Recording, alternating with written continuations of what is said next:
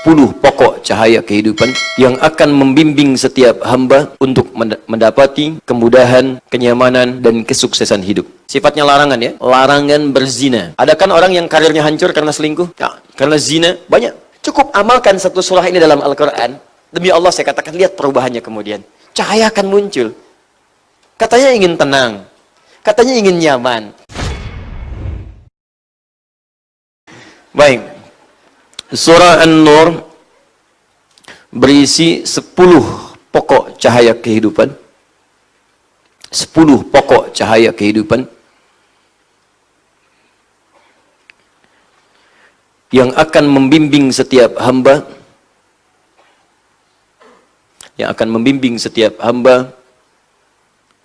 untuk mendapati kemudahan, kenyamanan, dan kesuksesan hidup.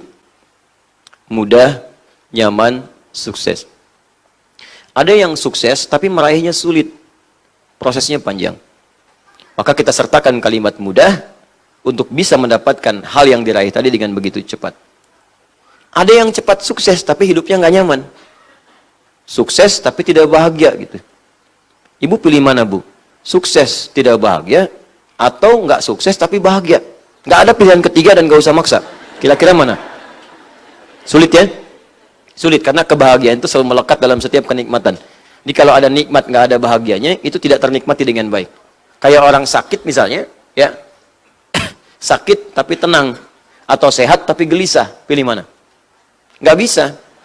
Ya, nggak bisa. Pasti ingin menyatu keduanya karena setiap kenikmatan itu akan ada unsur kebahagiaan dalam menerimanya. Baik. Maka kita sertakan kalimat nyaman di sini. Ya, mudah, nyaman, dan sukses. Pertama, cahaya yang pertama, bimbingan pertama, saya sebutkan umum dulu, baru nanti kita masuk ke suratnya, ke ayatnya. Nanti kalau mohon izin ya Bu, Pak ya, belajar dengan saya harus sabar. Karena nanti ketika Anda belajar dengan saya, khususnya Al-Quran, saya tidak akan membahas secara global. Yang saya akan bahas bahkan dari setiap hurufnya. Yang penting kita selesaikan, walaupun nggak tuntas sampai kita wafat, minimal kita wafat dalam keadaan sedang mengkaji Al-Quran insya Allah. Ya. Satu, cahaya pertama, sifatnya larangan ya. Larangan berzina. Larangan berzina. Jadi kalau ingin sukses, jangan zina. Ya. Ada kan orang yang karirnya hancur karena selingkuh? Ya, karena zina, banyak. Pertama itu. Nanti kita turunkan pelan-pelan. Kedua, larangan menuduh tanpa bukti, fitnah. Larangan menuduh tanpa bukti, fitnah. Coba lihat, banyak orang hancur karirnya, hancur martabatnya karena fitnah. Ini sekarang marak semua nih. Ya, coba lihat tuh, zina menyebar. Bahkan kemarin ada disertasi yang cenderung menghalalkan zina. 3, larangan menebar hoax. Larangan menebar hoax. Tuh kan, menebar hoax, hoax. Hoax. Ya, berita yang tidak benar. Sudah? Sekarang kejadian nggak? Ya coba tuh, tiga-tiganya udah menyebar. Makanya kehidupan tuh sering gelap. Melihat. Kan serba gelap yang kita hadapi sekarang ini. Kerusuhan di mana-mana, ribut di mana-mana, saling tuduh di mana-mana. Berita hampir tiap hari tuh, hampir tiap hari kok jelek terus gitu yang muncul. Mabuk di sini, pembunuhan terjadi, kecelakaan begini. Ini hampir tiap hari, buka deh tiap hari. Saya hampir tiap hari itu saya jajarin tuh berita tuh. Mulai dari ini, detik.com, Era Muslim, Hidayatullah, Republika, CNN, BBC. Baca semua, hampir musibah tiap hari itu. Gelap. Apa nggak ada tiap hari berita yang menenangkan? Mendapatkan juara ini, terjadi kenikmatan begini, ini meningkat, kenyamanan ini. Coba bandingkan dengan nilai kegelapan yang muncul dibandingkan cahaya kenikmatan yang dirasakan. Berapa persen perbandingannya? Apa di antara dampaknya? Ya ini tadi, sumber-sumber cahayanya itu ditiup. Dipadamkan cahayanya karena padam yang gelapnya muncul. Kalau cahaya dinyalakan, hilang tuh yang gelap-gelapnya. Itu poinnya. Ini kelihatan sederhana tapi dalam sekali maknanya. 4. Menampilkan hikmah di balik setiap musibah.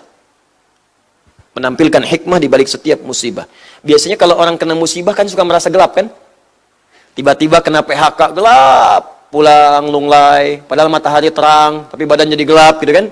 mata gelap, selera nggak ada, ya. Baik, tiba-tiba kemudian ada kecelakaan, ada yang sakit, sakit parah, ada yang meninggal, gelap sampai meratap semacam-macam. Nah, ayat ini akan memberikan hikmah di balik setiap musibah. Sehingga nanti kalau menghadapi musibah apapun, nggak ada gejolak dalam jiwa kita yang berlebihan. Tenang gitu. 5. Larangan mudah menerima berita tanpa validasi. Larangan mudah menerima informasi yang belum tervalidasi, belum dicek kebenarannya. Wah, hati-hati, sekarang kejadian juga. Baru orang bikin status, bikin komen, dicek aja belum. Banyak terjadi gitu kan sekarang. Selanjutnya, larangan mencari kesalahan orang lain, mencari-cari kesalahan orang, mengeksploitasi kekurangan orang lain. Larangan mengeksploitasi kekurangan atau kesalahan orang lain. Wah, sini juga muncul nih sekarang nih, nggak tanggung-tanggung yang dicari kesalahannya ustadz. Kesalahan Ustadz Ali Hidayat. Nggak ada kerjaan. Kalau mau dicari, pasti akan ketemu. Dan banyak lagi yang belum ketemu. Pasti akan ada. Ya, guru itu kalau salah, itu wajar. Tapi murid yang mencari kesalahan-kesalahan guru, itu yang tidak wajar. Ya, sederhana. Kalau saya sih, saya objektif aja. Kalau salah, tinggalkan. Dan beritahu saya dulu.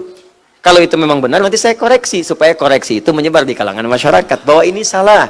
Tinggalkan pendapat saya yang keliru, ambil pendapat yang benar. Atau yang kedua, mungkin Anda yang belum tahu bahwa itu bisa dilakukan demikian, cuma referensinya belum sampai, maka saya akan sampaikan kepada Anda supaya tidak menyebar dulu dan membuat Anda malu di kemudian hari. Jelas ya? Baik. Teruskan.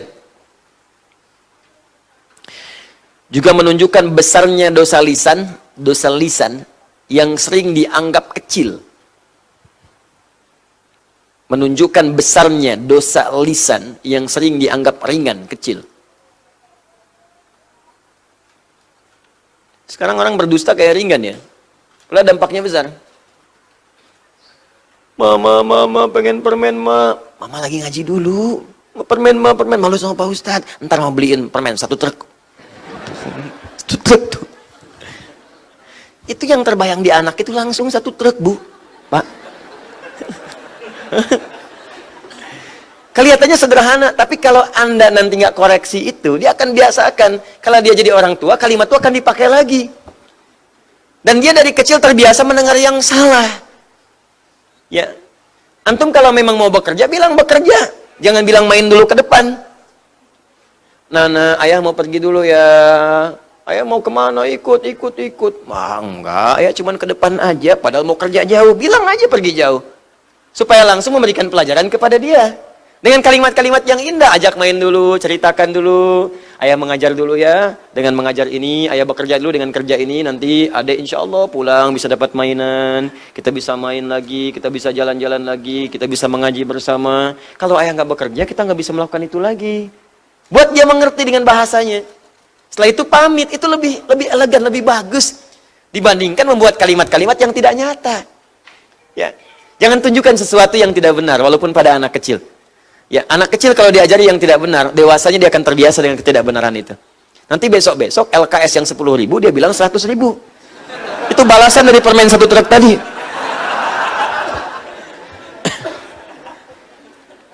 Dan larangan menikmati tersebarnya gosip yang menimpa orang beriman. Aduh, ini saya agak khawatir ini. 8 poin ini muncul semua sekarang ini. Sedih dia ini. Larangan menikmati gosip yang tersebar menimpa orang beriman.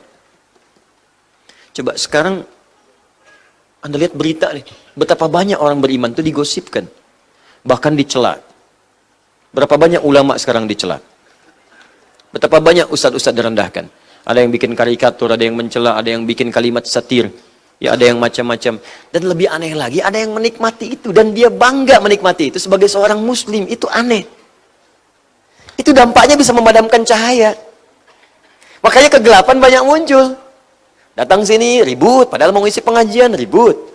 Yang ini ribut, yang ini rusuh. Ini ribut, ini rusuh. Kalau terbiasa, gini, kalau mau ngaji aja rusuh, mau mengerjakan kebaikan rusuh, maka pantas keburukan pun banyak menyebar kerusuhan. Sepak bola, rusuh. Lempar ini minum, lempar ini, lempar itu. Makin meluas lagi. Kalau eskalasi yang kecil nggak bisa dipadamkan, nanti apinya semakin meluas. Dari kata nurun itu kan muncul kata narun, nar itu api. Jadi kalau Anda menyulut di sini api, kemudian nggak dipadamkan, atau ditambahkan dengan hal yang bisa memicu, apalagi kasih bensin, menyebarnya luas. Maka kalau cahaya-cahaya itu dipadamkan, apinya semakin menjalar nantinya. Itu yang bahaya. Coba silahkan cek sekarang ini. Bukankah kegaduhan semakin meluas?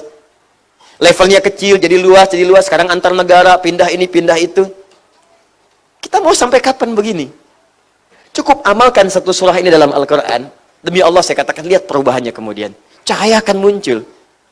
Katanya ingin tenang. Katanya ingin nyaman. Tapi sumbernya nggak dikerjakan. Gitu. Dan kita mengatakan muslim gitu. Itu Allahu Akbar. Astagfirullah. Astagfirullah. Ya, kemudian selanjutnya. Hukum sedekah bagi kerabat. Hukum sedekah bagi kerabat. Khususnya kerabat dekat.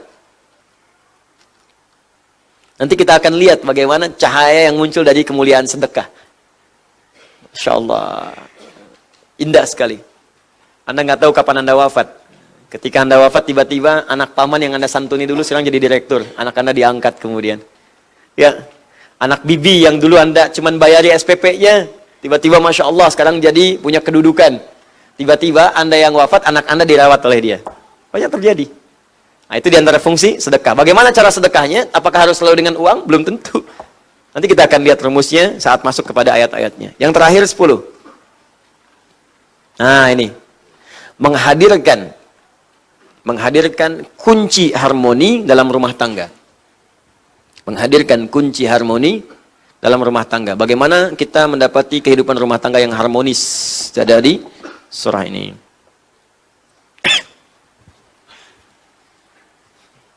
Sudah? 10 ya? Ada 10 ya? Baik, cek ulang. Larangan zina, larangan menuduh tanpa bukti atau fitnah, larangan menabrak hoax, larangan menampilkan hikmah di balik musibah, larangan mudah menerima berita tanpa validasi, kemudian larangan mencari-cari kesalahan orang lain, kemudian besarnya dosa lisan yang sering dianggap ringan, larangan menikmati tersebarnya gosip bagi orang beriman, kemudian hukum sedekah bagi kerabat, dan tips atau kunci mendapatkan harmoni dalam rumah tangga. Ada? Sudah semua ya? Nah, itu yang akan kita bahas dalam surah ini. Mudah-mudahan ketika itu dibahas, selesai, dapat kita cahaya dan bimbingan kebaikan. Ya, insyaAllah. Jelas sampai sini? Baik. Sekarang, sebelum saya masuk kepada 10 poin ini, saya akan tegaskan dengan ayat yang pertama. Ya, hukum cahaya ini akan tiba jika kaidah yang pertama ini diterapkan. Kuncinya di surat yang pertama. Kalau di ayat yang pertama, kalau ayat pertama ini tidak diamalkan, maka cahaya-cahaya ini mustahil akan hadir dalam kehidupan kita. Yang 10 ini. Ya. Apa yang pertama ini? Suratun. Ayat pertama. Anzalnaha wa faradnaha. Hati-hati, ada ayatnya? Suratun.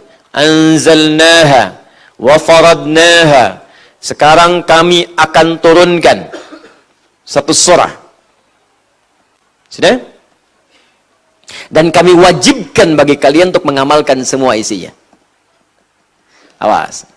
Saya cukupkan sampai di sini dulu, pelan-pelan. Saya tidak teruskan dulu. Anzalna, kemudian ayatin bayyinatin la'allakum tadhakkarun. Saya simpan dulu sampai di sini.